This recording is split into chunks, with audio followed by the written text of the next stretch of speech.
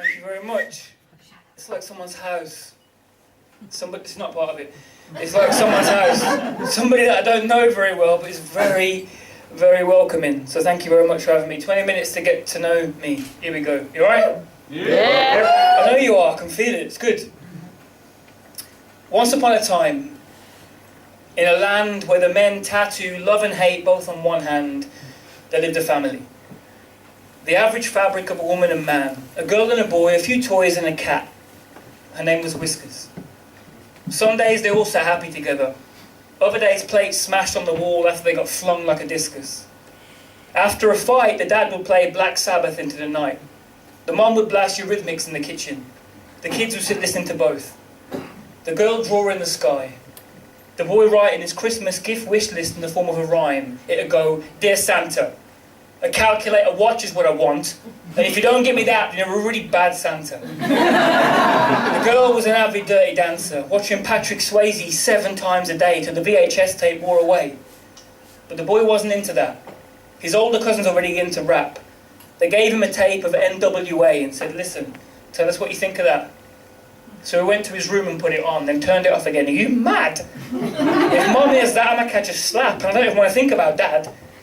So he put it in an old sock, in a shoebox, on top of his wardrobe, underneath a blanket, and just told himself to forget it. He spent his afternoons wrestling his little sister. He was 3 years old, so it was easy to lift her onto his shoulder for an inverted tombstone. She pretty much did what he told her, and liked it when he rolled her up in a duvet like a sausage, in My Little Pony pastry. "They've been fighting a lot lately," she said one afternoon, as he had him in the early stages of the perfect Boston crab. The boy knew straight away. This was one of those serious moments, in the middle of a game that they every so often had. He told her not to worry, then finished her off with a suplex. "Who's the greatest? You are. Say it louder." "You are!" "That's correct."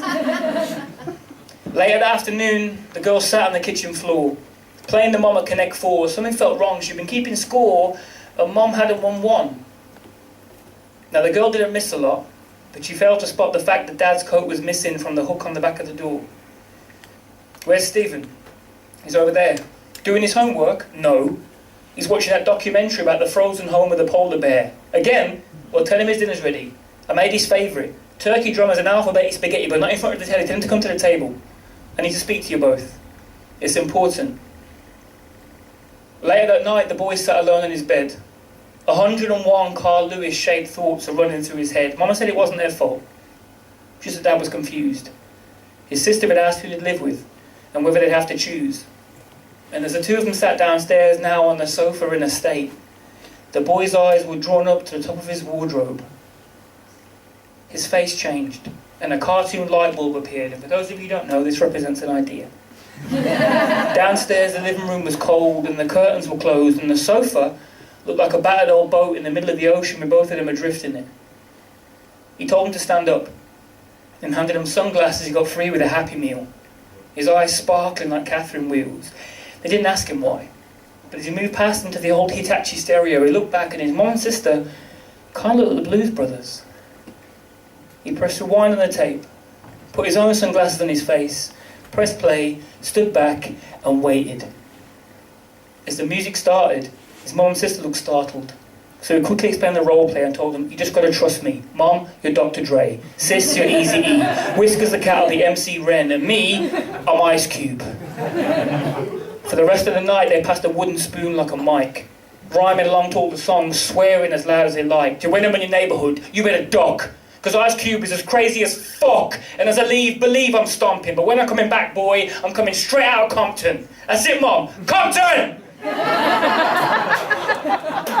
See, that's the tale of how NWA took a day that was going to be grey and just for a while at least made it okay.